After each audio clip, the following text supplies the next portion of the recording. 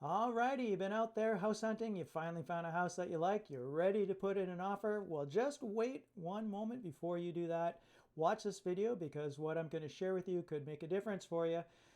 So here we have, people, they get out there, they're looking for their dream home, they find it, they're excited about it, and they want to get the best deal possible.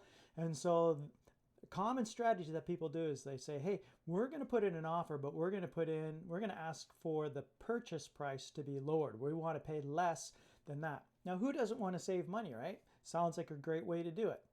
So let's say I'm going to show you some math on here, and we could take a look at the math and say, okay, how does that compare to this other strategy that I have? So here we have, this is the scenario. We got the purchase price, just throwing it in here at $350,000.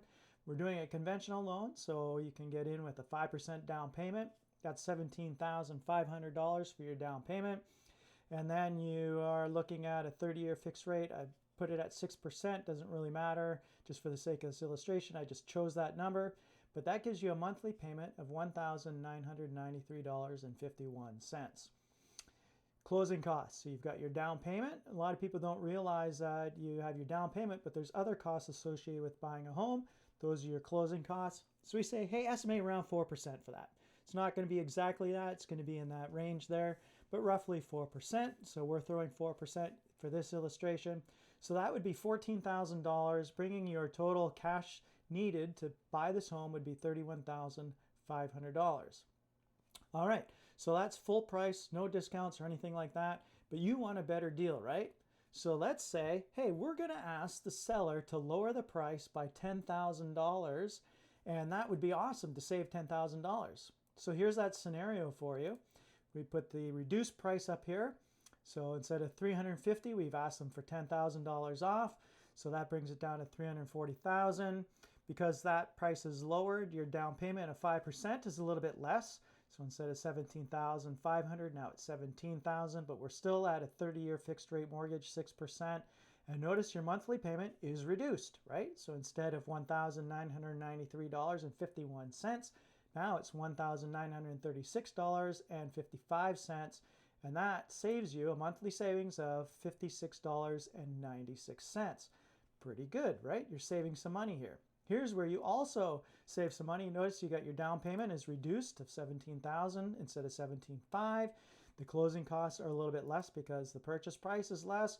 And so now your total cash needed to close is $30,600. So look at that compared to paying full price. You're saving about $900 right there. Plus you're saving $56.96 a month. Sounds like a great deal, right? Hey, we've saved 10 grand. And we're getting some monthly savings here and less cash to close. Well, there's actually a better strategy, or at least I think it's a better strategy. Maybe you'll agree with me. So that strategy is called seller concessions. Seller concessions is simply this. You ask the seller to give money back towards your closing costs. So with a conventional loan, they can give you up to 3% if you're putting 5% as your down payment. So let's take a look at what that scenario would look like.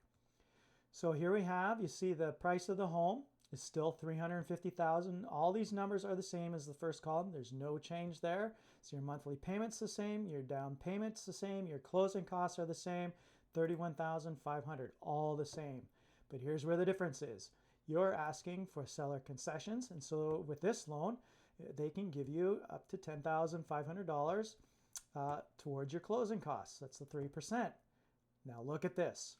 Your new total for cash that you need to bring to the table is $21,000. You're saving that $10,500 right away. Look at this also. Right down here, this column changed once I added the third column in here. I wanted to show you what it would take to make up that difference of $56.96 a month. It would take you just over 15 years to make up that $10,500. So that's a pretty long stretch of time, especially when most people either refinance or sell their homes within 7 to 9 years of purchasing that home. So you might never even recoup that $10,000. So what do you think? Was your strategy originally, hey, I'm going to ask for a lower selling price? But now that you've learned this, would you go ahead and ask for seller concessions? Why don't you leave a comment below in the comment section? I'd love to hear what you have to say. And also don't forget to like and subscribe to the channel so you can be kept updated on future mortgage videos and information and tips to help you buy your dream home.